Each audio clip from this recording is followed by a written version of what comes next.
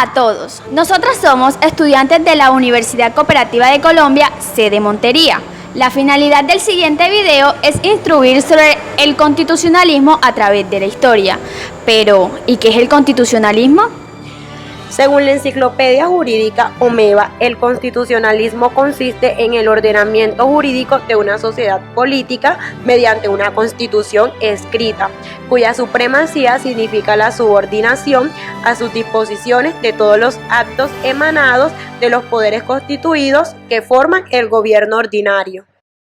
Para poder abarcar este tema de la evolución que tuvo el constitucionalismo, debemos empezar desde el principio, abarcando así la Edad Media, que fue la etapa preconstitucional. En la Edad Media, dos hechos históricos son los que van a influir considerablemente en el aspecto político: el Imperio Romano, el nacimiento y la evolución del cristianismo. En esta etapa se consideró a la Constitución como una regla particular, como un edicto u orden, expedido por la autoridad eclesiástica, particularmente el Papa. Durante el siglo XII el concepto varió. Ya no se trata de un acuerdo papal, sino de un acuerdo que regulase las relaciones entre la Iglesia y el Estado. Durante la Edad Media, la Iglesia Católica constituyó las más sofisticadas instituciones de gobierno en Europa Occidental. Aquí entonces se veía la gran influencia de la religión y la Iglesia, esta que a su vez era una institución con fuerte poder político. El constitucionalismo inglés. Durante el siglo reinan los Tudor. Es una monarquía absoluta que llevan a cabo un proceso de centralismo. Las relaciones con el Parlamento son pacíficas porque a partir de Enrique XVIII los reyes ingleses serán los jefes de la Iglesia anglicana. Los reyes de la casa Tudor no van a entrar en la definición de la prerrogativa regia, facultad del poder regio exclusivo que corresponde en exclusivo al rey y que se ejerce fuera y por encima del Parlamento, porque les interesaba el apoyo del Parlamento. Se establecen relaciones pacíficas y a cada uno atiende a sus funciones. Con el cambio dinástico a los reyes Estuardos se rompe la relación con el Parlamento, porque esos reyes comienzan a defender esa prerrogativa y esto provocará tensiones con el Parlamento. Esto provoca dos guerras civiles y una experiencia republicana, que es la R de Cromwell. Con la muerte de este, Carlos se establece como rey y renuncia a no ejercer un poder arbitrario. Sin embargo, se van a seguir produciendo los conflictos con el Parlamento, que seguirán con Jacobo II. Este, como rey, ejercerá una defensa a los católicos haciendo uso de la prerrogativa. Esto provoca el descontento general del reino y Jacobo huye a Francia. Entre tanto, el Parlamento va a ofrecerle la corona a la hija de Jacobo II, que es María Estuardo, protestante, y a su marido Guillermo de Orange, a cambio de jurar a Bill of Rights 1689. Esta Carta de Derechos tiene las siguientes características. El Bill of Rights transformó el carácter de la monarquía, pasando de ser uno de los derechos divinos a ser una sometida a la voluntad del Parlamento. Recoge y restaura un derecho histórico de los ciudadanos ingleses que habían sido vulnerados por actuaciones contra derechos de las monarcas, concretamente de los Estuardos. No son derechos como los concebirán las revoluciones francesas y norteamericanas, son frenos contra el abuso regio. Se limita a prerrogativa regia y también se definen algunos de los derechos del Parlamento. A partir de Bill of Rights se invierte el orden de los términos del binomio que habían gobernado en Inglaterra, rey y parlamento, y el parlamento pasa a estar en primer lugar, seguido por el rey.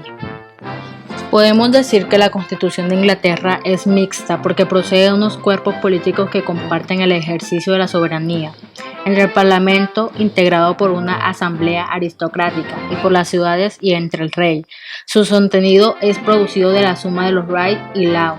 Law tendría a su vez un triple composición: derecho tradicional, sentencial judicial y textos históricos escritos. Está escrito en inglés y utiliza las palabras 4. Perdió tierras en el norte de Francia y en consecuencia introdujo impuestos sin consultar a los varones, lo que rompió la ley y las costumbres feudales ya establecidas. Además, Juan sin tierra también tuvo desentendimiento con la Iglesia Católica. Por ende, el rey Juan sin tierra se vio obligado a firmar el 15 de junio de 1215 la Constitución que establece que el rey debe seguir la ley y ya no poder gobernar a su antojo. Fue uno de los primeros documentos a conceder derechos a los ciudadanos, por lo tanto se considera un tipo de constitución. En esta carta se garantiza esencialmente los derechos de los varones y la Iglesia Católica. Sin embargo, también dio a las mujeres y a los niños el derecho de heredar propiedades. Esta estableció que nadie puede ser castigado por un crimen antes de ser legalmente condenado por culpable. La Constitución también dio a los varones el derecho de declarar la guerra al rey si no respeta el documento. La historia constitucional americana va a ser conflictiva por la consistencia de varias preposiciones dentro de la Revolución.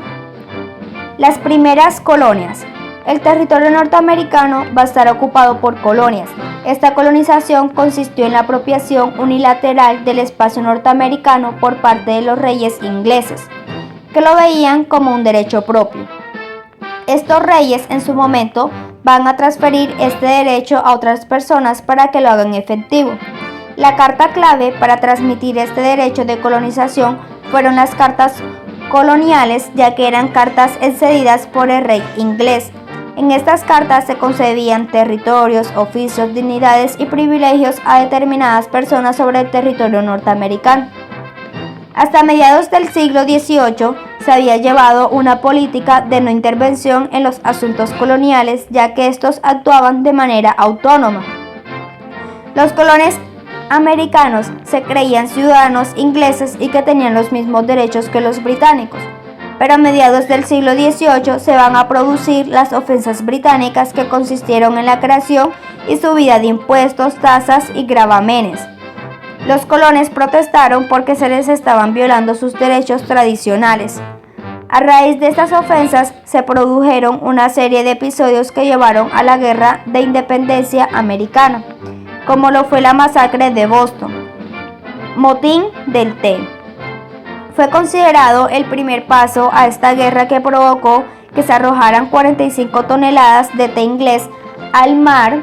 A partir de estas represalias, los representantes de varias colonias se reunieron en congresos continentales e intentaron llegar a un acuerdo pacífico con Inglaterra. Pero esto no se consigue y estalla la Guerra de la Independencia Americana en el año 1775 hasta el año 1783. Ya por último nos encontramos en el transcurso de la guerra. Se declaró la independencia de las colonias el 4 de julio de 1776. Las colonias debían ser estados libres e independientes. La Declaración de la Independencia. Los representantes de varias colonias se reunieron en congresos con el fin de llegar a un acuerdo pacífico con Inglaterra. Virginia fue la primera colonia en dar paso a la independencia y fue seguida por otras colonias. El 4 de julio de 1776 se dio la aprobación de la Declaración de la Independencia. Esta declaración fue fundamentada en la razón y se realizó una conformación del sujeto individual como titular de unos derechos previos, como lo son la igualdad, derechos inalienables e inherentes.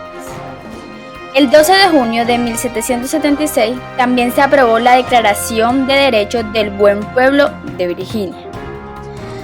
Aquí se hizo una profesión de contractualismo, es decir, se otorgó el consentimiento de esta declaración por parte de los 3 estados y se recogió una lista de agravios realizados por Inglaterra. A partir de esta guerra se generó la división política. Constitucionalismo francés. Los fundamentos de la Revolución Francesa fue contra el antiguo régimen, el absolutismo, los privilegios nobiliarios y del clero, el feudalismo, la magistratura inquisitorial. Esta etapa trajo consigo la ilustración sobre las ideas de la razón, seguridad y propiedad. También la influencia de autores como Montesquieu, Rousseau, Voltaire y entre otros. Esto trajo la crisis de la hacienda, que era la subida de impuestos que recae en el tercer estado. Frente a la Revolución Americana, en la que no se rompe brutalmente con el estado anterior, Francia construye los principios de una sociedad nueva, reinventada a partir de la autonomía de los individuos. Punto de inflexión, 1789. Se plantea la necesidad de convocatoria de estados generales, juntos o separados. No se convocaban desde 1614. Se reúne una Asamblea Nacional con participación destacada del tercer estado o estamento ciudadano.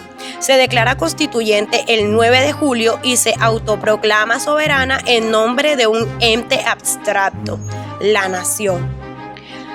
Amenazas del rey a la asamblea, lo que provoca el levantamiento de París, que terminaría con la toma de la Bastilla el 14 de julio, un símbolo de poder real.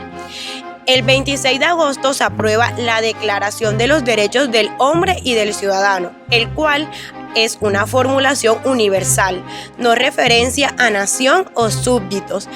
Plantean derechos individuales, cualificados, naturales, inalienables, sagrados e imprescriptibles, como son la libertad, seguridad, propiedad, resistencia a la opresión. No derechos adscritos a corporaciones. Aparece la definición de constitución, la garantía de derechos y distinción de poderes. Una asamblea constituyente discute con una constitución que se aprobará en 1791. Es la primera constitución escrita en la historia francesa. Es moderada en sus planteamientos. El rey es el poder ejecutivo, pero tiene vetos suspensivos sobre leyes. Intervienen en el legislativo. El sufragio es centenario. La Declaración de Derechos no se encuentra en el cuerpo de la Constitución, sino en su preámbulo.